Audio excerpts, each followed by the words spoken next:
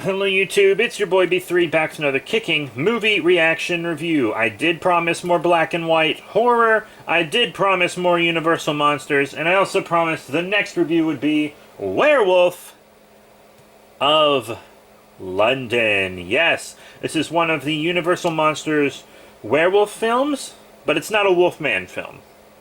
Let me explain. The werewolf in this film is not Lawrence Talbot, aka Larry Talbot, played by Lon Chaney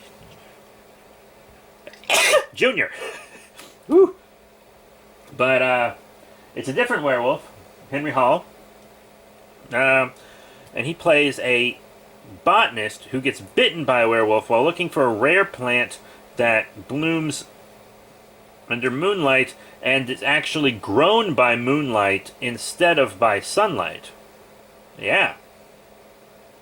So, he ends up getting this rare plant at the expense of being bitten by the werewolf. Takes it back to London. But it turns out he is now a werewolf, because once again, you get bitten by a werewolf, you survive, you're a werewolf. And the other werewolf actually comes to London to visit him and try to warn him and is like, dude, you need to let me use your plant to make us a temporary antidote. And he's like, no, that's rubbish. But then he turns into a wolfman, and the Tibetan scientist who is also a werewolf is like, well, I'm just going to steal it and use it all for myself then. I was going to share it with you if you shared it with me, but now I'm just going to steal it all for myself. So he does that, and then there's none left for the main character to use as an antidote when he does finally realize that he is in fact a lycanthrope. So he goes around killing, but I want to talk about the werewolves in this movie. They're extremely different than the werewolves in the previous Universal films.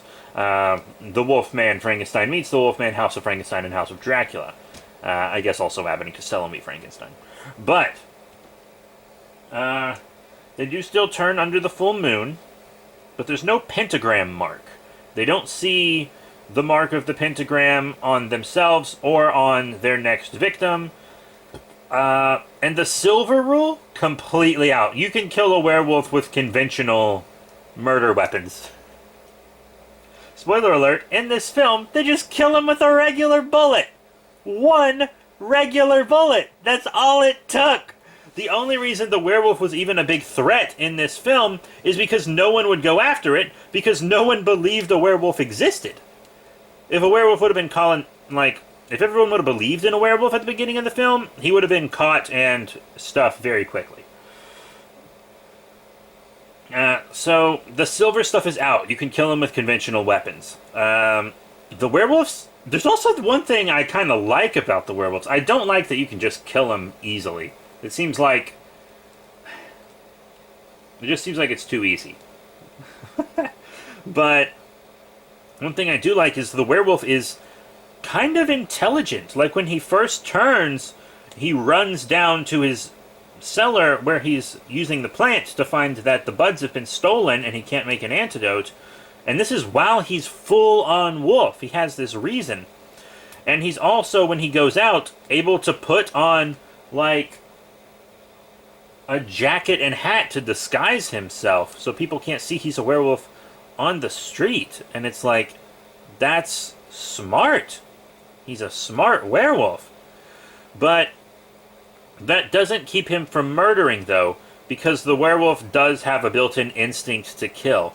The werewolf is actually instinctually driven to kill the thing it loves most. So he's instinctually driven to kill his wife the entire time. But another thing about the werewolf in this film is they have to kill someone every night they're a werewolf, or they're stuck they're like stuck in the werewolf form. At least that's how I interpreted it. They can't get out of the werewolf form until they kill somebody, which is pretty interesting, actually. So you can't just lock yourself in a jail cell, like in House of Dracula when Talbot did that. You have to kill somebody or you're not going to change back, which I thought was pretty interesting. The acting in this movie was not my favorite, and the makeup is okay. I don't super like the Wolfman's look in this film. Most of his face isn't covered in fur, so you can like clearly tell who the Wolfman is. He looks more like a really disgusting Mr. Hyde than he does a werewolf. And there's this one part where he's attacking his wife, and then the guy who's in love with his wife's childhood friend, knocks him out with like a club, which seems like, I mean, I guess werewolves can still get concussions. So he knocks him out with a club. And then in the next scene, he's talking to his police, the head of Scotland Yard, who I believe is his father. And he's like, dude, it's the botanist. I saw his face. He's the werewolf. Like, it's clearly him. And I was like, thank you for actually making that something in the movie that they noticed, because it is very clearly him. He just has fangs and a bunch more hair on top of his head, basically. Yeah, it's not my favorite werewolf look. I really like the Lon Chaney Jr. one, but this one doesn't have the look of a werewolf, I think. And he just doesn't. But, the movie itself, the first act, I'm not a fan of. It gets better as it goes along. But everything is introduced pretty poorly, I felt like. There are these two old ladies that are comedic relief, and their comedic relief bit goes on way too long. Way too long. It should have ended after one of the old ladies showed him to his room that he rented. He was going to lock himself in a room one night. Didn't work, obviously. He just busted the window out as a werewolf. But then the bit with them kept going. And it was like really unnecessary. And it was kind of funny before they gave him the room, but then after that it just ceases to be funny, and it's just there to kill time, it seems like.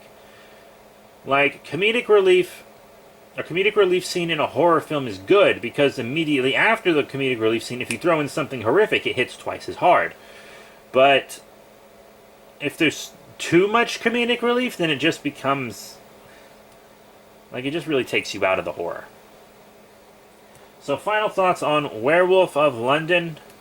Yeah, I mean, it is one of the Universal Monsters films, but it's not in the cinematic universe, because the werewolf rules don't apply, so it's not in the cinematic universe.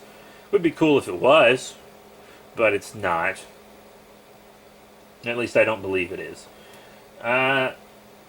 So if you're just interested in the monsters that meet up with each other, basically just watch the Frankenstein, regular Wolfman, and Dracula films. Because if you're just interested in the cinematic universe, you don't super need to watch Mummy or Creature from the Black Lagoon or Invisible Man, because they don't really cross over. And before you say the Invisible Man was in Abbott and Costello Meet Frankenstein, I consider the Abbott and Costello films as part of the multiverse, not the universe. So, Werewolf of London.